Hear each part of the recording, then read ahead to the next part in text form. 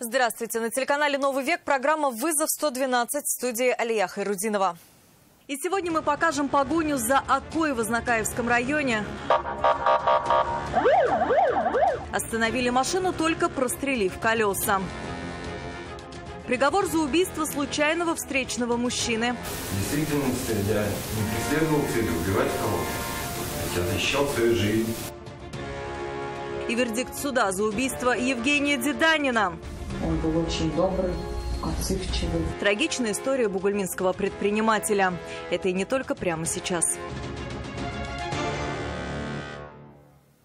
Nissan и Hyundai столкнулись ночью на проспекте Имашева. Водитель корейской иномарки решил повернуть направо на прилегающую территорию. Все вроде бы делал по правилам, но такой маневр стал полной неожиданностью для второго участника ДТП. Он не успел среагировать и на высокой скорости снес уже остановившийся автомобиль. Последствия столкновения у Нафисы Минязовой. После мощного удара Hyundai откинула на пару десятков метров вперед. Это при том, что машина в момент столкновения стояла на месте. К счастью, в аварии никто не пострадал. Он стоял, он туда проехал. Ну, то есть он увидел машину, резко остановился, и вы у него въехали, да? Да, резко тормозился, я по тормозам дал, на машине остановилась резко. Водитель Hyundai рассказал, что цели подставить свою машину под удар у него не было. Он остановился перед поворотом вынужденно. Мужчина хотел заехать на прилегающую территорию, но в этот момент оттуда выезжал другой автомобиль. Разъехаться там невозможно, и он решил его пропустить. Следом в заднюю часть Hyundai на полной скорости врезался Nissan. Удар был мощный. Ну, тут двоякая ситуация. Так как здесь я сзади, ну, виноват. А так как резкое торможение спереди тоже. То есть хотите сказать, что обоюдно, да, думаете? Да нет, пусть один из нас виноват будет, что другому страховать хотя машину. Наверное, виноват. Восстанавливать свой автомобиль водителю Nissan, вероятно, придется за свой счет. В таком состоянии иномарка уже никуда не сможет поехать. И велика вероятность, что у Hyundai при экспертизе выявится множество скрытых повреждений. И водителю Nissan остается надеяться, что страховых выплат хватит на ремонт иномарки. Нафиса Минязова, Айрат Назипов, Наиль Абдулин. Вызов 112. Погоню за водителем Оки устроили автоинспекторы вечером в Азнакаевском районе. Полицейские заметили его возле села Буралы. Машина виляла из стороны в сторону. Водителя пытались остановить, но требованиям автоинспекторов он не подчинился. Микролитражка только увеличила скорость в попытке скрыться от преследования. Включив сирены и маячки, сотрудники ГИБДД бросились в погоню. Уходя от них, водитель несколько раз нарушил правила движения. Чтобы остановить Оку, один из полицейских 2 раза выстрелил в воздух и 5 раз по колесам. Только после этого им удалось остановить лихача. Прав у мужчины не было, так же, как и страховки, а сама машина была без номеров. Правонарушителем оказался 23-летний житель Азнакаевского района. В отношении него составлены административные материалы за все нарушения правил дорожного движения, а также за неповиновение законному распоряжению сотрудника полиции. В результате применения оружия пострадавших нет. Весьма необычный способ привлечь аудиторию в интернете придумал 23-летний житель Казани. Молодой человек решил записать видео, где он танцует на фоне автомобиля Мазерати практически голым. На нем из одежды была только обувь и, как бы странно это ни звучало, памперсы.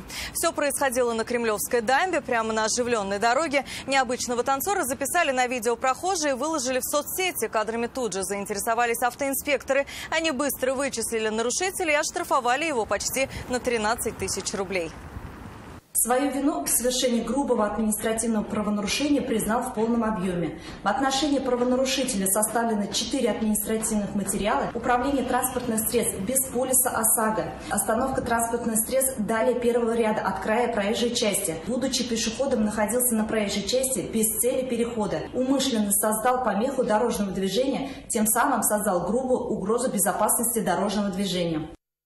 А 38-летнего жителя Самары задержали полицейские по подозрению в попытке обмана 2 жительниц Зеленодольска. Как установили стражи порядка, мужчина звонил женщинам, представлялся их родственникам, попавшим в беду. К примеру, одной он сообщил, что сбил девушку из-за оказания помощи, запросил 50 тысяч рублей. Женщина сразу же поняла, что на том конце провода аферист, сбросила звонок и обратилась в полицию.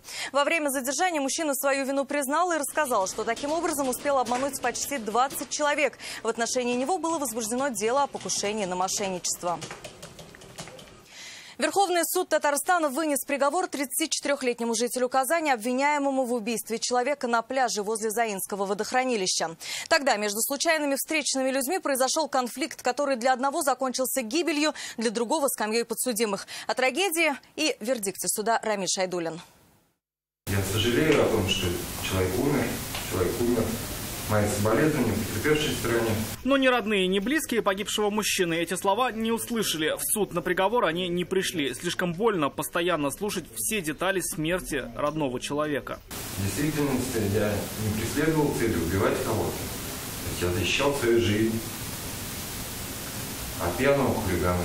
Как установило следствие, в июле минувшего года Артем Ямашев приехал из Казани в Заинск отдохнуть, встретиться с друзьями. Ночью 18 июля он отдыхал со своими приятелями на берегу Заинского водохранилища. В какой-то момент, как рассказал подсудимый на допросе, к ним подошел нетрезвый мужчина, вел себя неадекватно. Тогда Артем Ямашев попробовал успокоить незваного гостя, но тот только стал агрессивнее. Повалил казанца на землю и начал душить.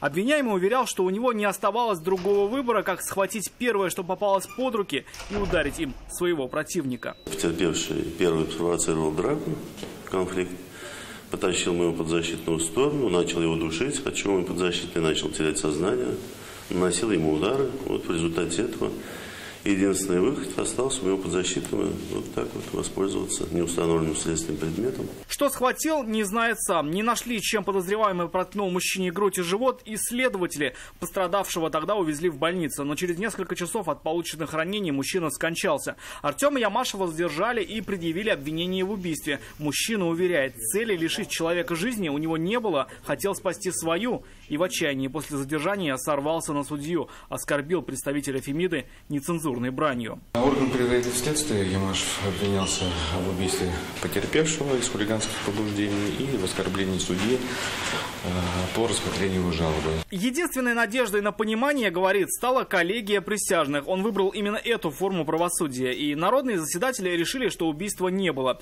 Имело место превышение необходимой самообороны. Исходя из их вердикта, Верховный суд назначил обвиняемому 1,5 года лишения свободы в колонии общего режима. К слову, из-за того, что во время следствия мужчина находился под арестом, часть срока он уже отбыл. В местах лишения свободы Артем Ямашев проведет 5 месяцев. Рамиль Шайдуллин, Елена Соляхова, Константин Бушуев. Вызов 112.